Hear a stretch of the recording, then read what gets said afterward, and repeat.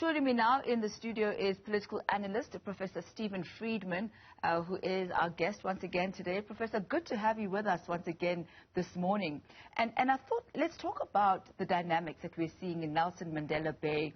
In the last elections in 2016, there was a 7-seat difference between the African National Congress and the DA.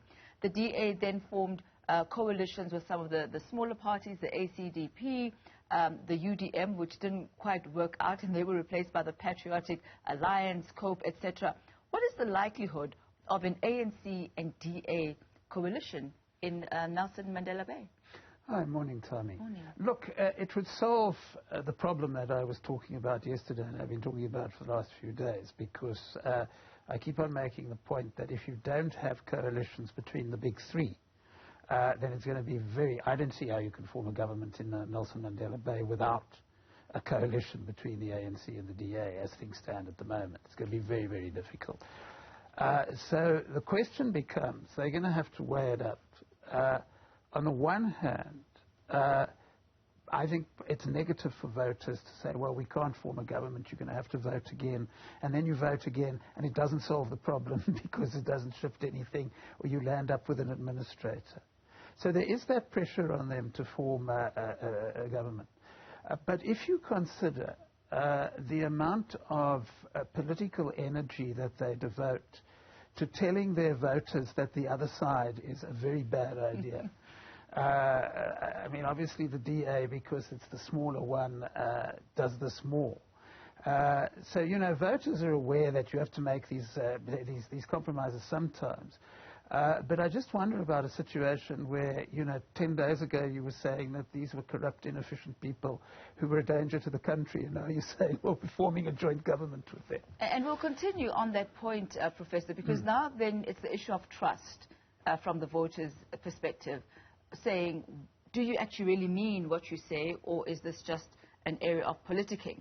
You know, those are the kind of questions that go into the voter's mind when all of a sudden enemies are forming coalitions, and really you were enemies just a few days beforehand. But we'll have lots of time to dissect these and other issues. That's Professor Steven Friedman, our guest here in the studio.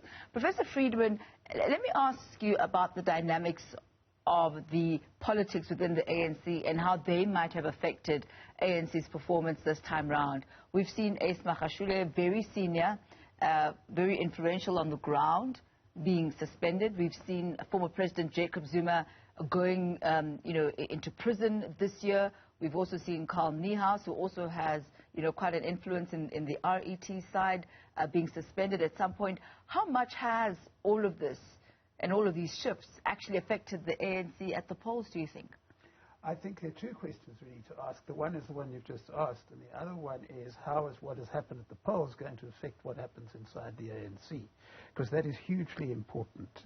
As far as your first question is concerned, incidentally, I was a bit amused when Mr. Magashule said, well, he implied that the ANC represents the people of South Africa. I mean, as of this morning, if you bear in mind that not all adults are registered, it probably represents about 28 to 30% of the people. And I think politicians need to remember that. I mean, I think that sometimes politicians need a bit of humility about who they represent and who they don't represent.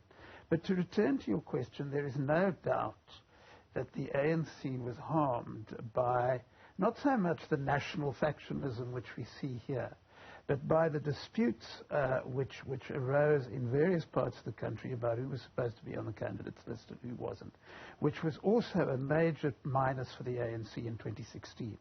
And it is, for example, no accident that there are these intense conflicts in Tshwane over this issue, and the ANC has started to do very badly in Tshwane.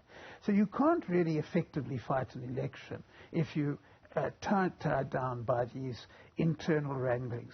Remember that COPE, for example, got over 1 million votes the first time around. They started fighting among each other, and now they're virtually not a factor at all. So that's the first part of the equation. The infighting does hurt the ANC.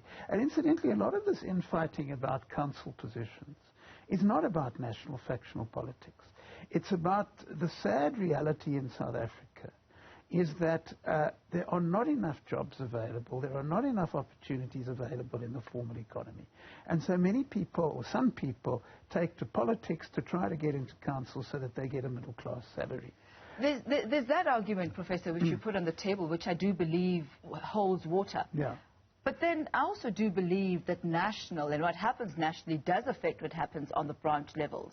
Because for many, politics is a career. We have career politicians who will want to get in from the council knowing that one day they might end up in national leadership and all the perks that come with the national leadership. You know, so for me, it works both ways. Yes, people need jobs, but also you want to be on a career trajectory that is possibly quite lucrative and influential for you when you do eventually reach a national platform. And I think that type of behavior and career pathing has been modeled so well that it seems to be something that's working. Well, we'll see if that does continue to become the case with the rise of the independents. But just your thoughts on that. Look, that is, what you say is true, but the point that I'm making is that even if you're in some rural area or something where you really don't think you're going to get to national level, it is still very important to you. I often say that if we want to understand a lot of what happens in local government in this country, you need to understand that in many parts of our country, the difference between being a councillor and losing your seat is the difference between being middle class and being poor. And if that's the case, people are going to get very, very angry if they're not on the list. And that incidentally takes me to my next point, and that is, how is this going to affect internal ANC politics? Can I ask that we pause that one, Yes, sure. and we pick it up at a later point in the next few minutes? In conversation with Professor Steven Friedman, as we dissect the numbers, as we look at the political implications of what we've seen happening outside of the polls and how that has influenced how various parties are performing. Do stay with us. At this point, Professor Friedman, I'd like to bring you in, because this does really tie to the conversation that we were having earlier on before you asked the very important question: how is this, what we're seeing now with the African National Congress, going to affect how the party is going to move ahead after the elections? Some of the results that came from the Human Sciences Research Council says that trust in the Commission has declined, and this is from 2000 onwards, and this is because of disillusionment due to performance of political parties. That is what the research says. Seeing where we are, seeing how South Africans have decided not to vote, seeing how the ANC is now under that 50%, what is likely to change? You believe this will somehow influence how the ANC moves forward? No, I think the vote will influence that. But before I deal with that, let's deal with what we're discussing at the moment. Academics and journalists love to wring their hands and say the country's going down the drain. All the evidence suggests that our democracy is surprisingly strong, given the kind of country we're in. And I very much doubt what we've been hearing recently in the last few minutes. And the reason I doubt it is that it doesn't, in the main, square with the way people behave. So we're told, on the one hand, that nobody trusts the IEC, but on the other hand, you flashed up something earlier which says 90% of people believe the result was fair. So if you don't trust the IEC, why do you believe the result was fair? People don't trust the courts, we're told. One of the amazing things, in 27 years of democracy in this country, nobody has ever claimed that they're not prepared to appear. People have accepted court orders in all sorts of situations. So I think that, we need to ask questions about this. Yes, we have a hole in our politics, specifically that people who are traditionally supported the ANC don't know who to support. But, to generalize from that and do this whole hand-wringing, etc. And then as far as the integrity of the election is concerned, we hear that one individual was stuffing ballots in KZN. Okay. The most important thing about that incident is that the individual was caught. I can show you a lot of places around the world where people do exactly what he's doing in much greater scale, and they don't get caught. And that shows the system is working. If you can pick up ballot stuffing quickly, and the reason you pick up ballot stuffing quickly is that we have a strong party agent system in this country. And if you're not ANC and you see somebody stealing the election for the ANC, you will immediately make a fuss about it, which is what you should do. The flip side of that, Prof, is how about those who actually don't get caught? And if there is one, is that not an indicator that this is a practice that exists? And if one is caught, how many then have actually not been caught? Is that not the question then on the flip side of that? You can't assume that there are any who haven't been caught. I think the point that I'm making is that if you have, and you know, this is not the case everywhere. You have a situation where if I'm a party agent for an opposition party, I can be there at every step of the process. I can be there when people are voting. I can be there when there's counting, etc. And I haven't tried to look at it this year, but in the 2016 local election, the party agents of some of the opposition parties were extremely active. So if you've got a system where, you know, it's like saying, well, you know, if we have so many recorded murders in this country, maybe we had a whole lot more. But there's no evidence that we had a whole lot more. So I don't think you can assume that because one person was caught doing something, that a whole lot of other people were caught doing it and were not doing it. But let's get on to this question of the governing party. The problem Mr. Ramaphosa has, our president, is that I mentioned earlier that the difference between being a councillor and losing your seat is the difference between middle class and being poor. That means that if you are an ANC delegate in that position, you want the president of the ANC to expand the ANC vote so that there are more council positions available. One of the things that counted against Jacob Zuma in the end was the fact that every time Jacob Zuma fought an election for the ANC, he did worse than in the previous election. So if you like, every time under Jacob Zuma the ANC fought an election, it was shrinking tickets into the middle class. Mr. Ramaphosa led the ANC in 2019 to a result which was better than the previous local government election. So he, in that sense, he was seen as expanding those tickets. Now the tickets are shrinking again. And the question becomes, does this put pressure on Mr. Ramaphosa? And the answer is that we'll have to see how it pans out. But the answer is it may, but only if people believe that there's somebody who can do better. So if you're upset that Mr. Ramaphosa can't expand those tickets into the middle class, but you also believe that Mr. Magashule, for example, would shrink them further, then you stick with the current president. But if somebody were to emerge within the ANC who was seen by ANC delegates as somebody who could expand the vote again, then I think Mr. Ramaphosa would be in very serious trouble. And we'll look at that also in a short while, his confidence rating within the party. Because what we did see in the run-up and the campaigning this time round, the likes of former President Thabo Mbeki coming out to campaign, and that we hadn't seen since he actually left office. But we'll leave that conversation for a later time.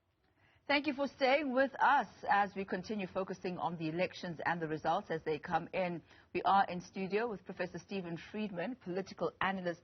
Professor Friedman, we've just heard from Corinda Jagmohan in KwaZulu-Natal. And we know that traditionally the numbers have been coming in quite slowly from that province, and load shedding being one of the reasons used. You had a bit of a reaction to that. Well, look, I've defended the IC on a lot of issues, but really lame excuses are not something I'm going to defend them on. The spaza shops buy generators to keep themselves going. You know, all you have to do, we've had load shedding before the election, and particularly at eThekwini, for heaven's sake, which is a major metropolitan area. You install, it should be absolutely automatic that you install generators. I think given what has been going on with power supply in this country over the last decade, to not have a backup power supply when you're doing something as central to the country as counting votes is very odd, and I think they should be held to account for that. And really, it is no excuse in the sense that generators kick in immediately when they are there.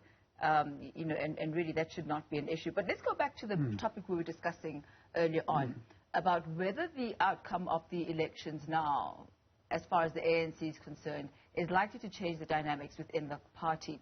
We have seen the head of elections, Fikile Mbalula, coming out. We've also seen Paul Mashatile saying and admitting that it's time for coalitions now. The days of being 50% plus for the African National Congress are by and large a thing of the past. What type of changes do you think we're likely to see, if any? Well, of course, the challenge for the ANC now, despite the points I've already made, and they've been talking about this for ages now, is they've got to try to win back the trust of voters. And it's extremely difficult to do this for two reasons. The first reason is that around the world, if you've been a dominant party, the ANC hasn't dominated the country, but it's dominated elections. and you start slipping like this, it's very difficult to reverse this until you're out of office, if you're going to do that at all. When President Cyril Ramaphosa came in, he really was the blue-eyed boy. A lot of hope was put on him as he would be the man to change the African National Congress. He was the hope for the country. At least that was the narrative that was being shared at that time. Is the country still there, or has that light dimmed? Well, look, the point is that as an analyst and as a student of politics, you can say that he has actually tried to do that. And he has done a lot of things, I think, which haven't been acknowledged. I mean, he has fixed up the prosecuting service. He has fixed up the way the government deals with corruption. And he has tried to fix up the ANC to the extent of, for example, championing the step-aside rule, which means that if you corrupt, you. But there's a lot of resistance to that. So it doesn't become a question of, he failed us, etc. It just becomes, and that's the second point that the ANC really has to deal with. You can talk about this as much as you like, but if, as I pointed out earlier, people's livelihoods and people's middle-class status is at stake, you may not get very far, and that's the crisis for the ANC. Let's take a pause for a moment, Professor. Let's turn our focus back to the political stories of the day. We are in studio still with political analyst Professor Steven Friedman. Professor, just before we went to the markets, we heard the leader of Action SA giving a briefing, telling us that he's really not interested in doing any sort of coalition with the African National Congress. What are the options for him at the moment, for Action SA, and what impact do you believe that the party will actually have in the politics in Johannesburg specifically, and possibly Tshwane as well? Yeah, I think the first point to make is that the theme of the press conference was that they deprived the ANC of a majority. That's not accurate. The ANC didn't have a majority in the cases where they say that they deprived the ANC of a majority. If you look at the analysis of the Action SA vote, you will see that they got substantial numbers. They got votes from the townships, that's true. They got votes from ANC supporters, but they got a significant number of votes from DA areas as well. So they were really a sort of catch-all protest vote for people in the suburbs who were unhappy with the DA, people who had traditionally voted for the ANC were unhappy with the ANC. And that means that they're not quite, they're presenting themselves as some kind of game changer, and I don't think that's entirely accurate. I think they exceeded all expectations of those who follow politics. I'm quite prepared to admit that. I thought they'd do quite poorly because I didn't think they had strong networks on the ground. I'm not sure where those networks came from that enabled them to get that amount of the vote, and I think it would be very interesting to find out. But I think there's a bit of showmanship going on here. I mean, logic tells you that if you say you're not prepared to be in an alliance with the ANC, you only have two options. You have an alliance with the DA, or you refuse to go into an alliance with anybody at all. So that's really his option, and I suspect that when push comes to shove, they'll go into an alliance with the DA. Let's talk about the statement that you made about them being a game changer. My view, and looking at the numbers and looking at where the Action SA might fall into, they certainly have shifted the dynamics, or at least the optics, of what the city of Johannesburg will be looking like. Certainly very different than what it was before the advent of Action SA. Well, yes and no. I mean, what they've actually done in the city of Johannesburg is that they've opened, and in Tshwane, is that they've opened a possible, and it's just a possible, route to a non-ANC coalition. Simply because, if you remember, the reason there was a non-ANC coalition in those two metros in 2016 was because of a deal between the DA and the EFF. That is off the table now for forever. The DA now has the secondary option of a deal with Action South Africa. But you must stress that's just a possibility, because also DA plus Action South Africa in most places does not make a majority. So you still have to cobble together coalitions. Where they have surprised me, and what I would like to find out about, if you look at our politics since 1994, you'll see that the parties which are able to make an impression are the parties who have networks on the ground. I mean, even if you're a National Freedom Party, and you break away from the IFP and you take away some of the IFP's networks, then you can do quite well, which they did initially. Mashaba left, like Musi Maimane, left the DA and didn't take the DA networks with him. So the question now is what networks were built in the interim, and that's a first for South African politics. The other party which did not as well, but is interesting me, is the Patriotic Alliance. And perhaps let's talk about that in the next hour, the Patriotic Alliance, how they've performed and how they've piqued your interest. We are in conversation with Professor Steven Friedman as we look at not only the election results, but the parties as well. We continue our conversation now with Professor Steven Friedman, who's with us in the studio. Professor, you're still wondering where to juggle your coffee? I put it on camera. I'm trying to put it off camera. Anyway, the viewers now know that I'm drinking a cup of coffee. Well, please enjoy it. Be comfortable. It's a long day. It really is a long day. But let's pick up where we left off last time. You wanted to talk about the Action, rather Patriotic Alliance. You wanted to talk about the Patriotic Alliance. They've called themselves the Last Hope. You say you are quite impressed with what they're doing so far? For example, you connected, like the ACDP, if you connected with some churches, because they've got networks, then you can, do reasonably get seats and so on. If you don't have networks in the past, you've failed. What is happening with both Action SA and Patriotic Alliance is that they are doing far better than one would expect them to do without those networks. So, particularly the Patriotic Alliance has been around for a few years now. They seem to be building networks. Now, we've obviously got to put this in perspective. I mean, they're not, we're talking about 1 or 2% of the vote. But the point is, for example, that the Patriotic Alliance won an award in Joburg, in Eldorado Park. Now, I don't think there's any secret about how they're getting votes. I mean, they are projecting themselves to that section of the coloured population who support some sort of coloured identity rather than a broader identity. And if I may, that sort of party. And if I may just hop in there for a moment, Professor, because that's what I was going to talk to you about. You mentioned the importance of having feet on the ground, and how this has worked how this is a bit of an anomaly for Action SA, who doesn't seem to have the feet on the ground.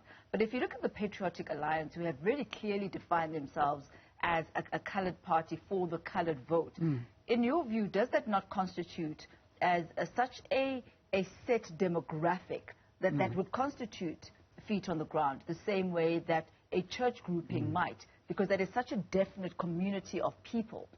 No, because you still need the networks. Remember, they are not the first party since 1994 to go for specifically for the coloured vote as a coloured people's party. They're the first one to start winning awards, as far as I know. When I talk about networks, you're not just talking about people's feeling that they might vote for you. You're talking about people on the ground who are actually knocking on doors, getting people to the polling booths, etc. Right, so it's not an issue of identity. No, it's about feet on the ground. It's about organisation.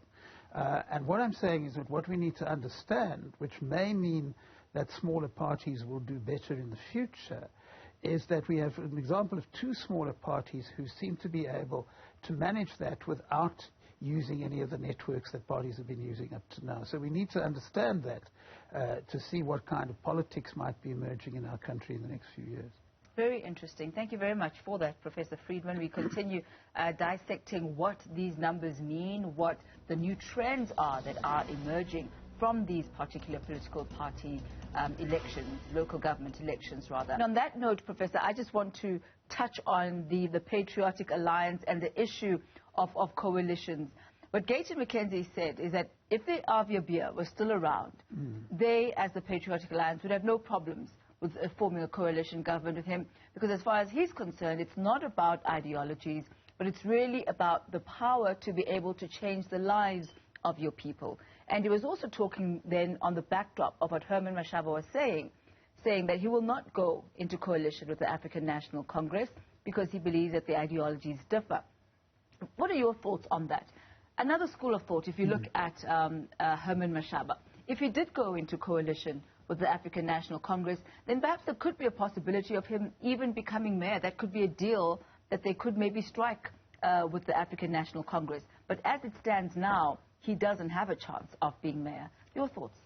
Well, he clearly has ambitions beyond being mayor. He's made that clear. He's trying to position himself as the ANC slayer in a sense, because that's what he's been saying all morning, that I'm the one who, and as I say, I don't think that's true, but that's what he's saying. I'm the one who deprived the ANC of the majority. And on this channel last night, I think he had an interview in which he was talking with Steven Friedman, actually, in which he was talking about the 2024 national election and the role he was going to play there.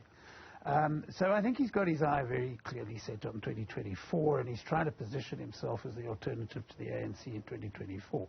The only comment I'll make about that is that let's see what happens, but at the moment he's got about 1.72% of the national vote, so you've got a long way to go before that. But I think that, he's been mayor of Joburg. He's a very wealthy man who's got other interests. As far as Gayton McKenzie and the Patriotic Alliance is concerned, I mean, besides being very entertaining, I think the reality is that Mr. McKenzie is describing, in a sense, what really happens, rather than what the parties talk about in interviews. The one thing with respect I would differ on, in many cases, is the claim that this is about looking after the people. Mm-hmm. Very often it's looking after yourself and looking after connected people. It's happened, incidentally, in Joburg under Herman Mashaba. It's happened in countless coalitions, whether the ANC or the DA is the dominant party. And I think that is obviously a concern, that smaller parties get into the coalitions, not because they have some great contribution to make, but because they see it as an opportunity to get hold of resources. And then they use that to distribute goodies to their supporters. So I think it's very important that South Africans understand that when these coalitions happen, in those places where they don't have to happen, you have to watch them like a hawk, to be quite frank. That the media, we citizens, really have to watch very carefully what they're doing. Because if we don't, then these coalitions very quickly turn into feeding troughs for politicians. And then, as you see, as he's talking about in Nelson Mandela Bay, if they don't get what they want one day, then they shift to the other party, and the losers are always the people who voted. Mm. But is that not what it's really about, Professor? It's about getting what you want. No, well, it's supposed to be about getting what the people who voted for you want. Well, you'd like to position yourself as somebody who is there to give the people what they want, and what you want is then aligned to what the people want. So then there has to be a level of congruency there. You see, what happened in Joburg after 2016 is that it was supposed to be about bringing various constituencies in. What happened, and this has all been documented in media reports, etc., is that it became about who controlled the tender committees and who handed out the tenders to a few connected people. And that's not what really was intended. I mean, you were supposed to be getting in there because you wanted to support people in townships, or you wanted to support people in migrant worker hostels. And those people who you claimed to support had lost out. Don't you think, perhaps, Professor, that this is what South Africans may be feeling? Exactly what you are articulating now, that it's not their needs that matter, but it is about the tender committees, which is why they're saying, we still don't have running water. Electricity is a problem. We still don't have jobs. So clearly you as politicians cannot be having our best interests at heart. So if we're not going to vote for an independent candidate, we might as well leave you to do the politicking. Go ahead, make money for yourselves, become wealthy, and we'll just see what to do. No, I think there's a lot of that, and I think that's part of the reality. My point is that doesn't mean our democracy is not working.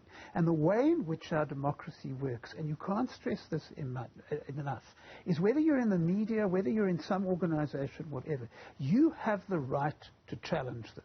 You have the right to say, this is not acceptable. You're actually dealing with our money, with our future, and you need to behave differently. Know your power, basically. Exactly. Know your power, know your influence, know that you have it and that you can use it. Absolutely. No time to be despondent. Absolutely. And particularly now that we're going to have these multi-party governments, your opportunities of doing that have increased.